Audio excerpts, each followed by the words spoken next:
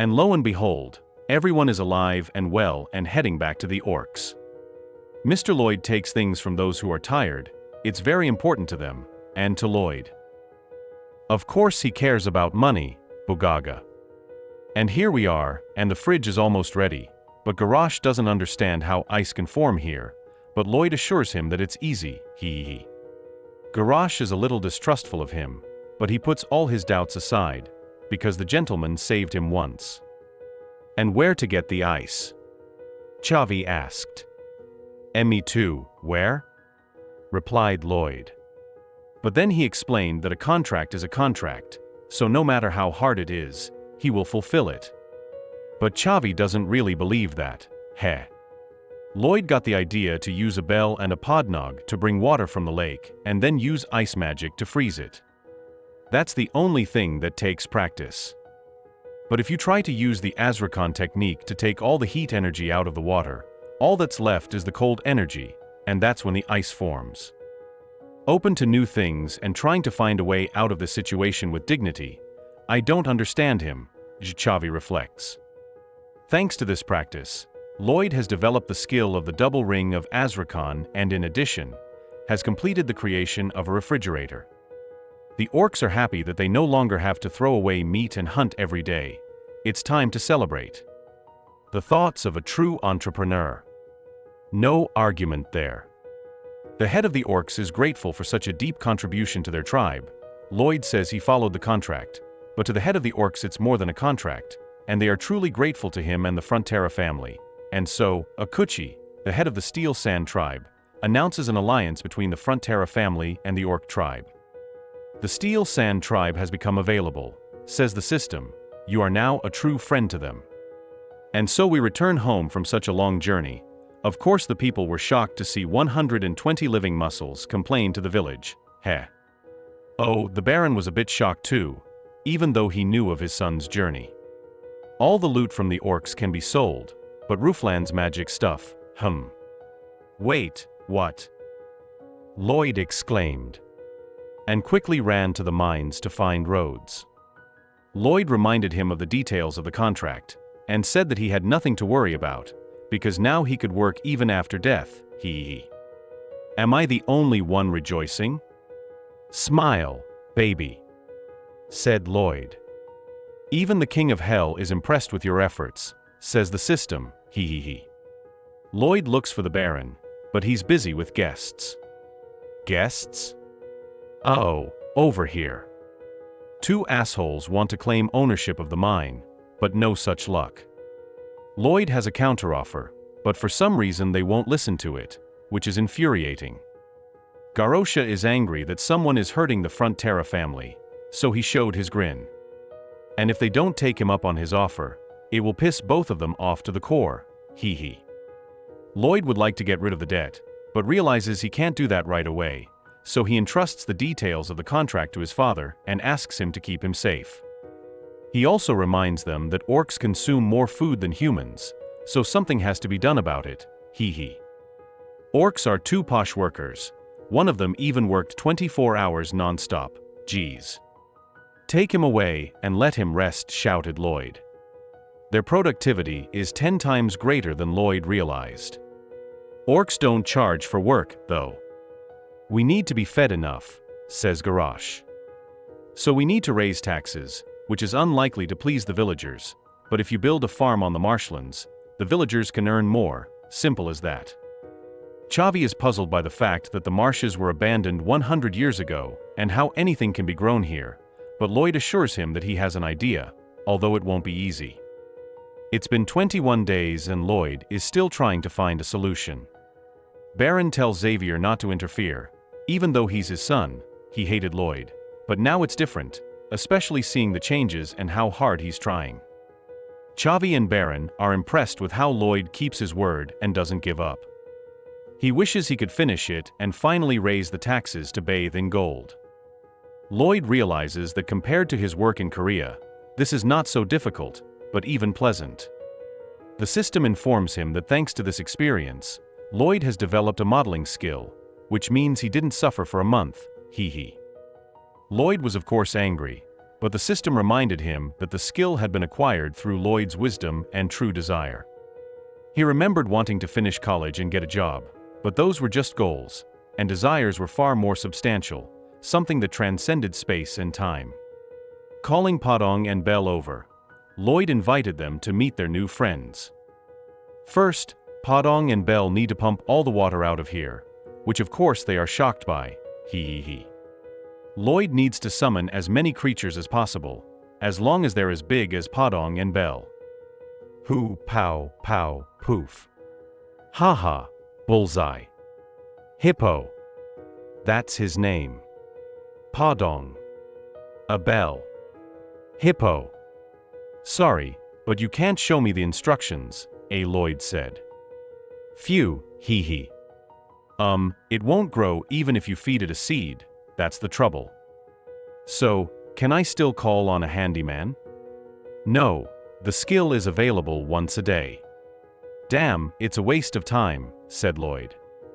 But Padong and Bell don't like Lloyd's words, so do me a favor and check Hippo's skill first, dumbass. Hippo's skill allows him to absorb all the moisture at once, an interesting ability. Can you show us? Asked Lloyd. Sure, answered Hippo. All right, let's go. Squish, squish, squish, squish. Oh, he's getting bigger without the seeds.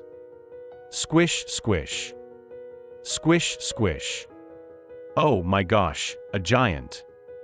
That's actually great. You can pump all the water out in a couple days. Pft, pft. Hee. They're obviously pleased. Lloyd wondered why he was getting all the skills he needed. The system thinks it's because he's developed the skill to draw for luck. Maybe it's not, Keck. Hippo. He obviously wants more water, so, well, construction continues. First, Hippo needs to pump out all the water and release it into the river to make him small again. Then we'll remove the roots and loosen the soil. Dig up the ground and put in bamboo poles. We'll ask Padong to tamp down the earth. And Hippo will fill the bamboos with water. And after 10 days, the first part is ready. Xavier is surprised to see real farmland, but disappointed in his work. Heh. Chavi, can you plant these seeds? Lloyd asked. But, I'm a knight, why should I? Asked Xavier. But was immediately interrupted by Lloyd, who told him that it was to scare away the pests. The Baron is surprised at all he has seen. Surely the local lords have found out about this. But also the residents are of course grateful to Lloyd, and that plus admiration and plus RP points. Chavi is clearly pleased with his work, and I am in principle as well. All that's left is to put a water wheel in so the farmland doesn't get flooded. Okay. Now, who are these? And this is Viscount Raycon, who owns part of this swamp. Like I said before, the northern part belongs to Viscount Raycon, but he didn't care about the land until it became fertile, but there's one small but. The land belongs to Viscount Raccoon, says some dog of raccoons. But the conversation should be between people of status. Why don't you shut up? Lloyd interrupted and introduced himself as the eldest son of the Frontera family, but this man in a wig won't listen. What's that dung fly buzzing around? Lloyd said snidely. The Kingdom's Land Law, Act Number 321, which is responsible for the cultivation of marshlands. Article 1. The purpose of cultivating marshes that have been abandoned for a long time is to establish ownership. Article 2. Such marshes are those that have not been inhabited or cultivated for 100 years. Article 3. The land that meets the requirements passes into the possession of the one who cultivates them.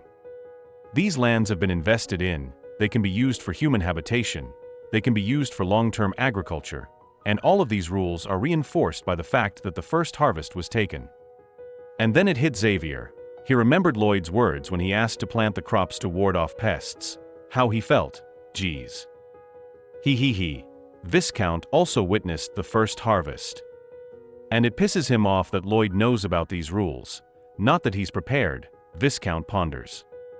Now if you would be so kind as to get off my property, Lloyd said seriously.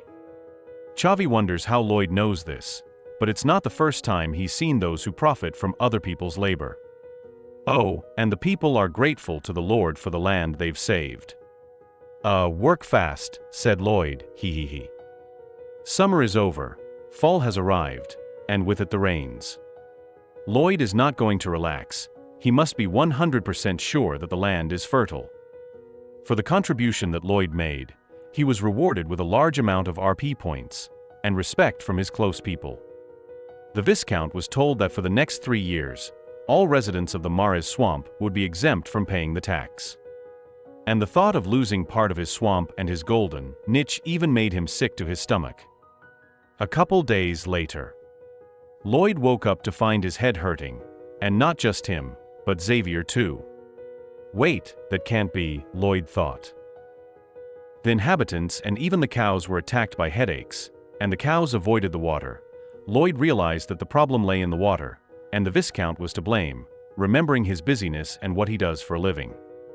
The Viscount's handyman immediately offered to give them part of the swamp, then they'd stop damaging the water. Who'd doubt it? Hop, there's a bot. Lloyd guessed it too, so he came to discuss the measures. The handyman was highly offended, as was his Baron, so he had no choice but to challenge Lloyd to a duel. Haha, we know, been there, done that. Bam, bam, bam. The obvious outcome for a fool. Lloyd, what's this all about? The duel is over, a Baron shouts with a smile. The Viscount isn't happy that the handmaiden came in all beaten up, though he decided to take advantage of it and sue for assaulting a nobleman. He, that's exactly what he thinks, Lloyd said snidely. Speaking to the soldiers, Lloyd reassured them that their enemies would be punished and no one would dare to encroach on their lands. Then, they should build their own reservoir and draw water from a clean lake.